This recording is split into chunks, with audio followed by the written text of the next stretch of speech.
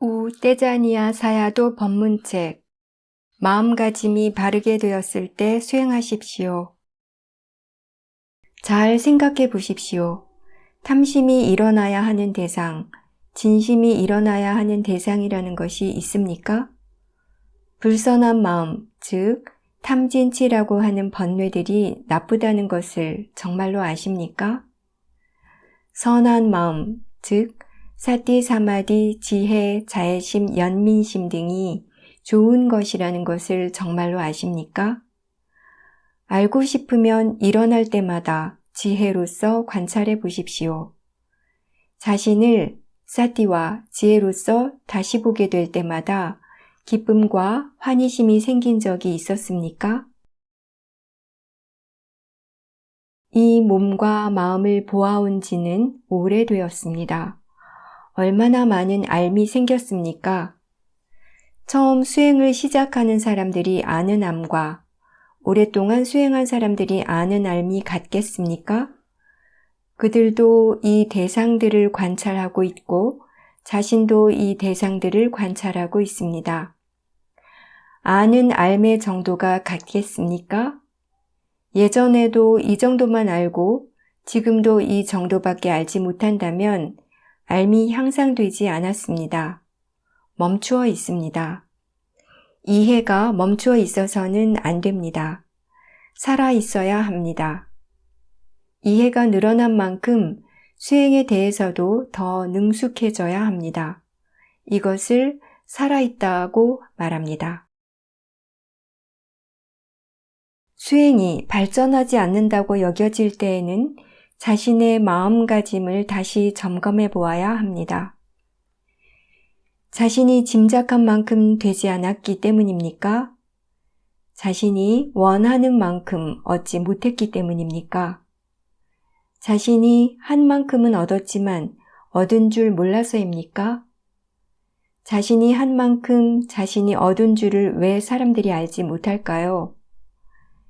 일하고 있는 마음 상태에 대해 유의하지 않았거나 일어나고 있는 대상을 어떻게 되게 하고 싶은 마음으로 하고 있었기 때문입니다. 원하는 대로 원하는 만큼은 절대로 얻어지지 않습니다.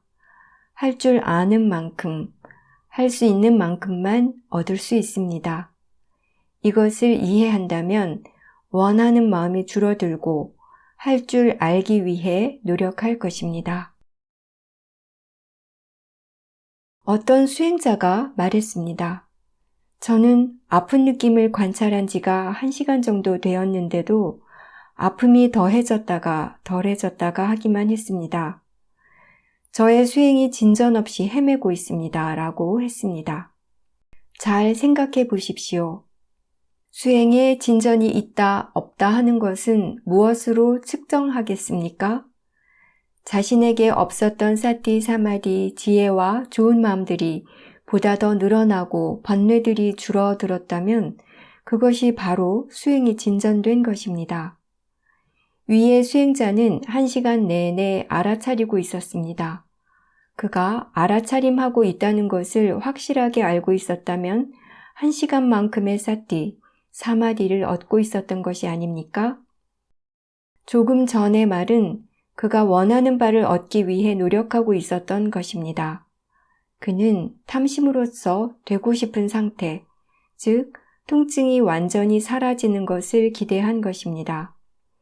기대한 대로 되지 않았을 때 그는 원하는 대로 되지 않은 것을 수행에 진전이 없다고 생각하는 것입니다. 이렇게 생각하니 그의 마음에 신심이 생기겠습니까? 실망하겠습니까? 생각하는 것이 옳지 않은 것을 잘못된 마음가짐이라고 합니다. 생각이 잘못되었기 때문에 번뇌가 일어난 것입니다. 아, 내가 1시간만큼의 사티, 사마디, 지혜를 얻었었구나 하고 올바른 마음가짐으로써 생각할 줄 안다면 선한 마음이 생겨날 것입니다. 이렇게 해야 마음의 힘이 증장될 것이고 신심이 더 생겨날 것입니다. 어떤 수행자가 말하기를 하루하루 지날수록 좌선하기가 더 좋아지므로 더 안고 싶어집니다. 라고 했습니다. 생각해 보십시오. 왜 그가 그렇게 생각할까요? 실제로는 좌선을 더 하고 싶기보다는 수행하고 싶은 마음이 더욱더 일어나야 하는데 좌선하는 것에 더 치중했기 때문입니다. 앉아서 무엇을 했기 때문입니까? 흔히 사람들은 마음이 일하고 있는 것은 보지 않고 몸 부분, 대상 부분만 염두에 두고 있습니다. 일하고 있는 마음 쪽을 보지 못하기 때문에 견해가 잘못되어 버렸습니다. 앉는 것이 좋다 하고 정해버리면 다른 자세들은 안 좋다고 생각하게 됩니다. 앉기가 좋은 것, 느끼기가 좋은 것들은 결과입니다. 가져다 준 결과만 봅니다. 일하는 쪽의 원인은 알지도 못하고 보지도 못하고 이해하지도 못합니다. 원인과 결과 양쪽을 다 이해할 수 있는 지혜라야만 힘이 있고 완전한 지혜가 됩니다. 대상 쪽과 일하는 마음 쪽을 동시에 볼 수 있는 지혜가 있어야만 이것을 이해하게 됩니다.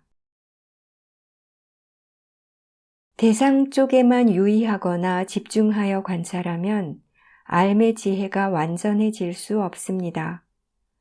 대상과 일하는 마음, 그리고 느끼는 마음 등 모두를 볼 수 있는 시야에서만 지혜가 생길 수 있습니다. 집중해서 보는 사람은 전체적인 시야를 볼 수 없습니다. 지혜로서 지켜볼 줄 알아야만 전체적인 시야를 볼 수 있게 됩니다. 폭 넓은 시야가 필요합니다.